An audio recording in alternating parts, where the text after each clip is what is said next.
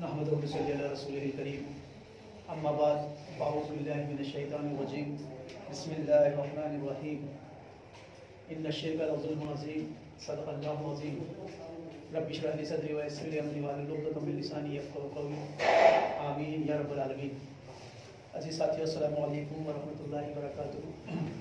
جیسا کہ آپ دیکھ رہے ہیں کہ ہم گزشتہ 2 جمعوں سے شرک کے موضوع پر بات کر رہے ہیں۔ شرک جس کے بارے میں اللہ تبارک تعالیٰ نے قرآن حکیم میں فرمایا ان اللہ لا یغفر ان یشرک بہ، کہ اللہ تبارک تعالیٰ اس کو تو ہرگز معاف نہیں کرے گا کہ اس کے ساتھ کسی کو شریک کیا جائے، اس کے علاوہ دوسرے گناہوں کو چاہے گا تو معاف کر دے گا۔ اس ضمن میں ہم نے شرک فی ذات کا مطالعہ کیا کہ اللہ کی عین ذات میں کسی کو شریک ٹھہرا دینا۔ شرک فی صفات کا ہم نے مطالعہ کیا کہ اللہ تبارک تعالیٰ کے جو گن ہیں، جو صفات ہیں، وہ صفات بندوں میں تلاش کرنا۔ ایک تیسری کیٹیگری میں نے بتائی تھی شرک فی الحقوق، شرک فی الاختیارات، اللہ کے جو حق ہیں وہ حق کسی اور کو دے دینا، اس میں بھی شرک ہو جائے گا۔ اب اللہ کے جو حق ہیں، اللہ کا سب سے بڑا حق یہ ہے کہ اس کی عبادت کی جائے، جسے ہم کہیں ہاتھی کے پاؤں میں سب کے پاؤں، تو ایک جو لفظ ہے وہ ہے عبادت، کہ اللہ تبارک تعالیٰ کا سب سے پہلا سب سے بڑا حق یہ ہے کہ صرف اسی کی ہی عبادت کی جائے۔ اب عبادت کے اندر 5 چیزیں ہوتی ہیں، اور یہ 5 چیزیں اگر کسی غیر کے لیے ہو رہی ہیں تو شرک ہو جائے گا۔ میں نے کہا تھا میں آپ کو صرف سوتر دوں گا اور اس کے حساب سے انشاءاللہ تعالیٰ آپ اس سوتروں کو اپلائی کرتے رہیں گے اور چیزیں سامنے آتی رہیں گی۔ تو عبادت 5 چیزوں سے مل کر بنتی ہے۔ سب سے پہلے ہوتا ہے اطاعت، کہنا ماننا۔ نمبر 2 محبت، کہنا ماننا محبت کے ساتھ۔ نمبر 3 دعا۔ نمبر 4 عبادت کرنے کی رسمیں، اور نمبر 5 اخلاص۔ یہ 4 چیزوں سے کے مجموعے کا نام عبادت ہے۔ اور عبادت جو لفظ ہے یہ بنا ہے عبد سے، اس کے معنی ہوتے ہیں غلامی کے۔ آج کا جو نوکری کا اور نوکری پیشہ حضرات کا جو فیلڈ ہے اس کو دیکھتے ہوئے ہم وہ غلامی والے تصور کو نہیں سمجھ پائیں گے۔ غلام جو ہوتا ہے وہ 24 گھنٹے ہمہ تن ہمہ وقت ہمہ وجو غلام ہوتا ہے۔ اس سے چاہے جو کام کروا لیا جاتا ہے، چاہے تو اسے کھانا دیں، چاہے تو اسے سیلری دیں، چاہے تو کچھ بھی نہ دیں، یہ غلام کا تصور ہوتا ہے۔ جبکہ نوکر کچھ ہی گھنٹوں کے لیے آپ کا نوکر ہوتا ہے، اس کے بعد وہ ایک آزاد شہری ہوتا ہے۔ یہاں بات یہ چل رہی ہے کہ 5 چیزوں کے اندر اگر ہم نے کسی کو شریک ٹھہرا لیا تو وہ شرک ہو جائے گا۔ اس میں ہے اطاعت یعنی کہنا ماننا۔ کہنا ماننا اللہ تبارک تعالیٰ کا، اللہ تبارک تعالیٰ اپنے ساتھ اطاعت کے اندر رسول کو بھی رکھتا ہے۔ تو قرآن حکیم میں آتا ہے اطیعوا اللہ واطیعوا الرسول، کہنا ماننا اللہ تعالیٰ کا اور اس کے رسول کا۔ اب جتنی بھی اطاعتیں ہیں یا جتنے بھی ہم کہنا مانیں گے جن لوگوں کا، وہ ساری اطاعتیں اللہ اور اس کے رسول کی اطاعت کے نیچے نیچے رہیں گی۔ اللہ کے رسول صلی اللہ علیہ وسلم نے فرمایا لا طاعت لمخلوق فی معصیۃ الخالق، کہ مخلوق میں سے کسی کی بھی اطاعت نہیں کی جائے گی اگر خالق کی معصیت لازم آ رہی ہے۔ اگر خالق کی اطاعت میں کمی ہو رہی ہے تو مخلوق میں سے کسی کی اطاعت نہیں مانی جائے گی، کسی کا بھی کہنا نہیں مانا جائے گا، پھر چاہے وہ آپ کے استاد ہوں، آپ کے والدین ہوں یا اور کوئی صاحب ہوں، لیکن ان کی اطاعت مانی جائے گی صرف اللہ اور اس کے رسول کے دائرے کے نیچے نیچے۔ اسی طرح اللہ تبارک تعالیٰ دوسری اس کے اندر جو بات بتاتا ہے وہ ہے محبت، کہنا ماننا اللہ تبارک تعالیٰ کا محبت کے جذبے سے سرشار ہو کر۔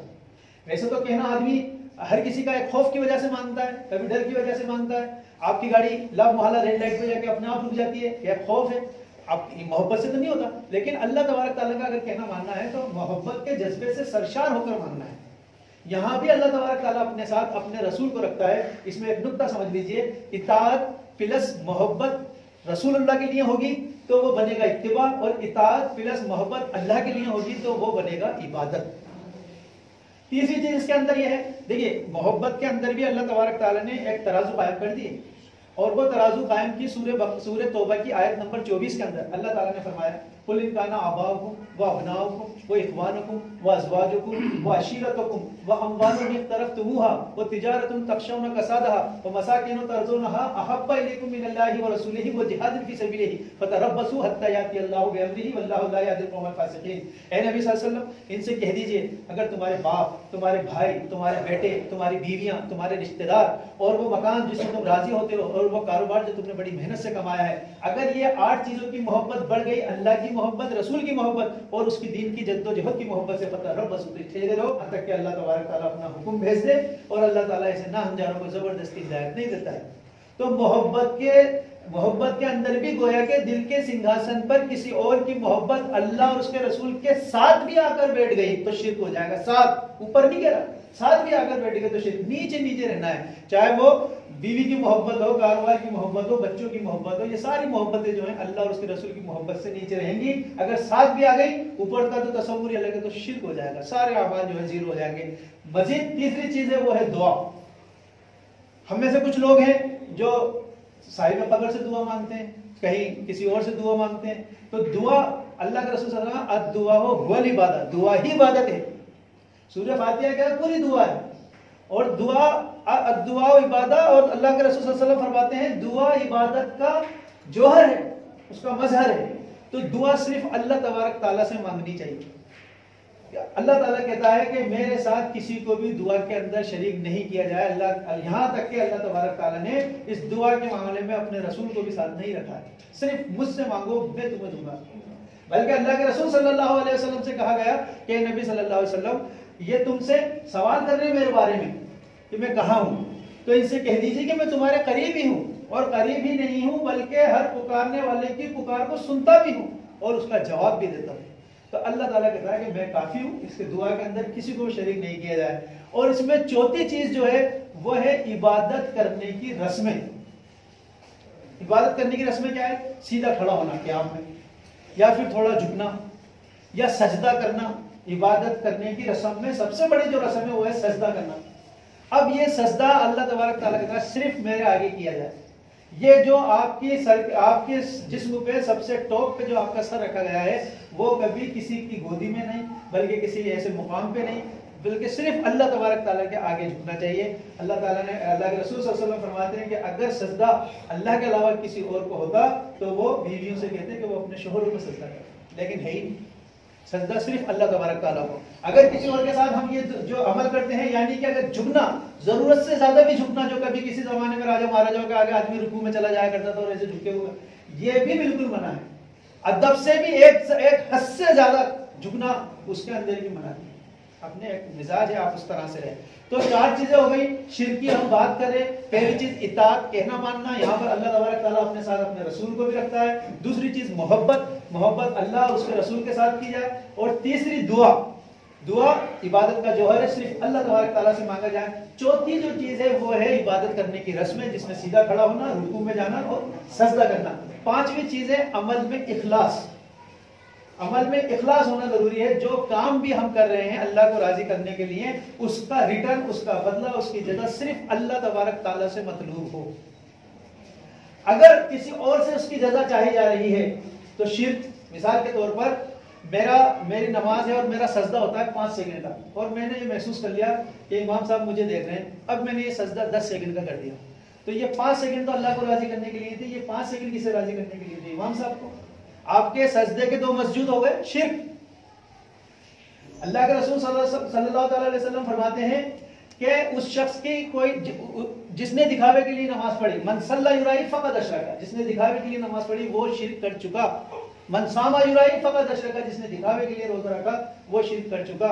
من تصدق یرائی فقد اشرک، جس نے دکھاوے کے لیے صدقہ خیرات کیا وہ شرک کر چکا.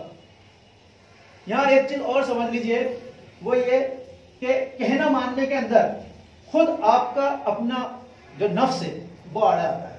ہمارا جو اندر کا انسان ہے، ہماری جو اندر کی پکار ہے، وہ آدمی آگے کھڑا ہو جاتا ہے. وہ یہ جسم انسان سے وہ کچھ کرا لیتا ہے کہ جو اس کے خلاف ہوتا ہے دین کے، اور جو اللہ اور اس کے رسول کے خلاف ہوتا ہے وہ کام ساری یہ جسم ہم سے کرا لیتا ہے. اگر اس جسم کے اوپر آپ کا کنٹرول نہیں ہے تو یہ جسم آپ کو ایک بے قابو گھوڑے کی طرح ہے، کہیں بھی لے جا کے پٹک دے گا اور جو نقصان دائق ہو جائے گا. اس کی ایک مثال آپ سمجھ لیں.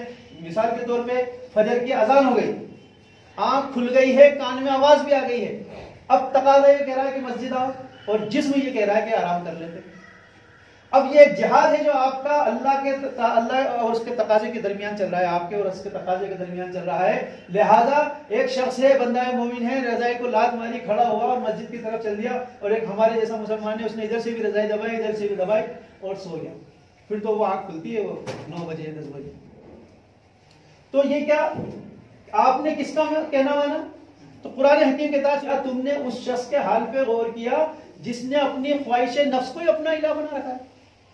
اپنی ہی نفس کا دیوانہ بنا پھرتا ہے، جو چاہے انسان اس سے وہ کروا لیتا ہے۔ تو یہاں ہم بات کر رہے ہیں شرک کی، شرک کے موضوع پہ گزشتہ 2 ہفتوں سے ہم بات کر رہے تھے۔ شرک کی 3 قسمیں آپ کے سامنے رکھی گئی۔ سب سے پہلی چیز تو اس کی شرک کی کیفیت کے بارے میں اللہ تعالیٰ نے بتایا کہ شرک کو اللہ تعالیٰ ہرگز معاف نہیں کرتا، اور ہم یہ محسوس کرتے ہیں کہ ہم اس شرک کو کیسے پہچانیں۔ لہذا 3 کیٹیگری یہاں پر بتائی گئی۔ پہلی کیٹیگری شرک فی ذات، اللہ کی ذات میں کسی کو شریک کر دینا، جیسے کہ حضرت عیسیٰ علیہ السلام کو انہوں نے خدا کا بیٹا بنا لیا۔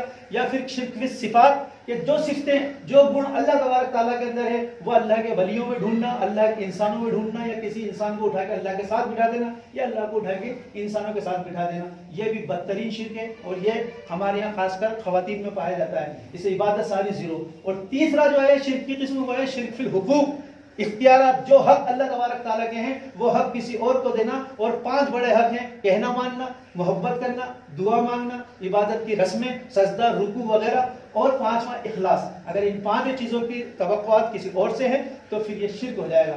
اللہ رب العزت ہمیں اس کو سمجھنے کی توفیق عطا فرمائے، اس سے بچنے کی توفیق عطا فرمائے۔ جن حضرات نے سنت ادا نہ کی سنت ادا کریں۔